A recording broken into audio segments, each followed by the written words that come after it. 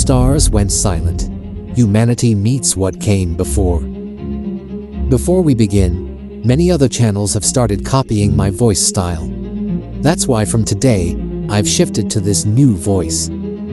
Tell me in the comments, do you think this new voice is better, or should I return to the old one? After the fall of the Aurelian Empire, humanity stood triumphant.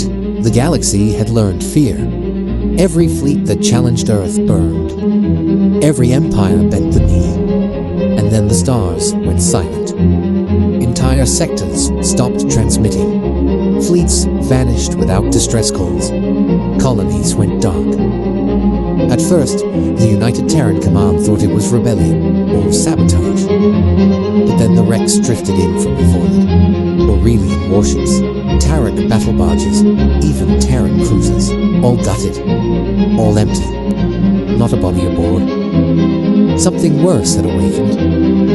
The UNS Revenant drifted toward the remains of the colony world Argoth IV. Captain Ilara Miles, now a legend across the stars, stood on the bridge, jaw tight. The planet below was silent, its cities intact, but no life signs registered. Launch recon teams, she ordered. Sergeant Caravans, scarred, ruthless, still carrying her knife from the Terran Wars, led her Marines through the colony streets. Empty.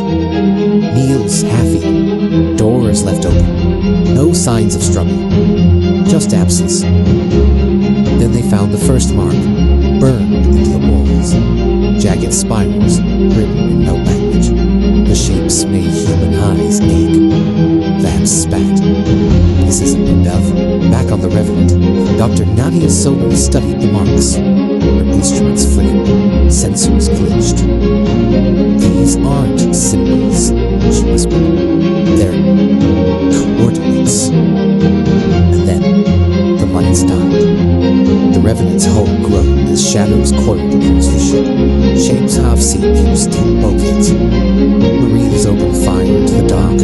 Rounds teared into nothing. Vance roared, "Contact!" But there was nothing to shoot. Only whispers. The coordinates led deeper, past outer space, past the edge of every star chart.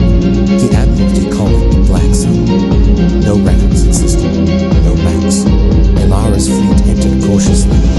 Ships vanished from sensors mid-formation. Comms dissolved into static. Then you saw it. A structure the size of a moon.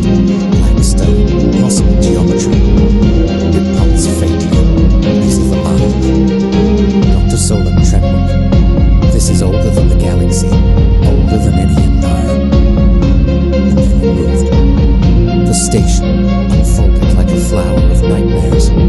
Tendrils of living metal lashed out, impaling Terran frigates. Crews screamed as their voices merged into a single chorus across the comms. We were here before the stars. You are children playing with fire. Ilara gritted her teeth. Open fire. The fleet's weapons struck, but the structure absorbed the blasts, warping reality around the impacts. Missiles vanished into folds of space. Rail slugs bent away. Only one Terran strike landed true. A kamikaze, ramming run. The human pilot's sacrifice cracked the outer shell, and the thing inside screamed. It was not a station. It was a prison, and something had just woken up. Worlds began to fall silent faster. Not from invasion, from consumption. Planets intact, civilizations erased. Entire populations folded out of existence. The galaxy begged Earth for protection. The same empires that once tried to crush humanity now turned to it as their shield. But humans knew the truth. This was not a war of ships. This was survival against something reality itself could barely contain. The Terran fleet adapted. They had always thrived in chaos. If physics bent, they bent with it. If weapons failed, they invented new ones.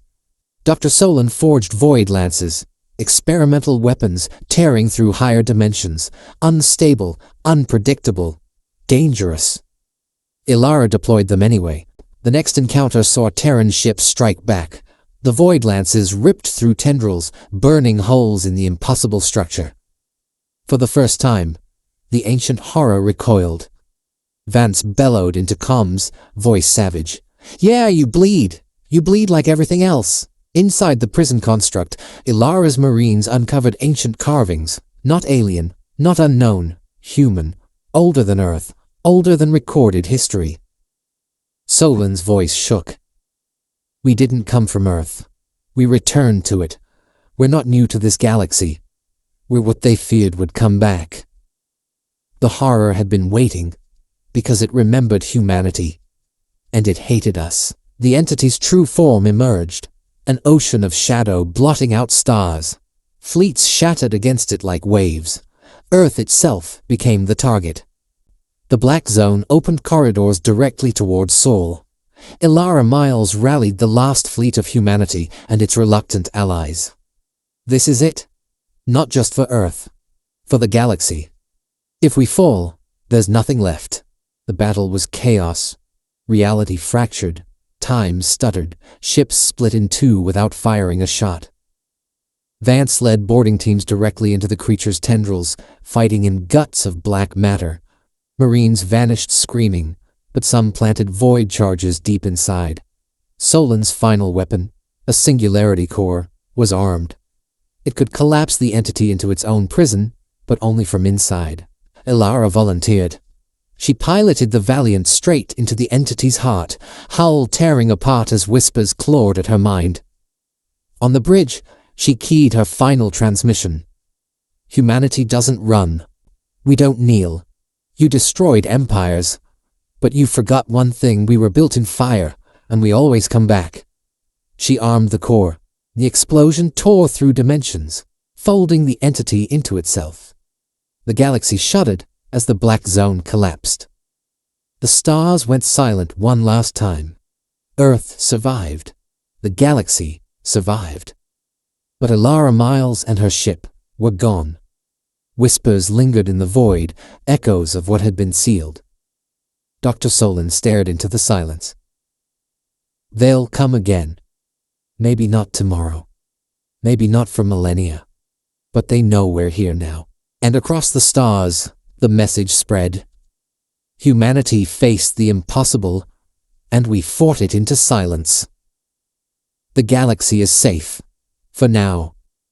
But something older than empires still lurks in the dark, and humanity's fire has been seen once more. If you want to see what happens when the impossible returns, when humanity must choose between saviors or monsters, comment your theory, and share this story. Until then, remember, humanity was forged in fear. That's why nothing in the dark can ever truly break us.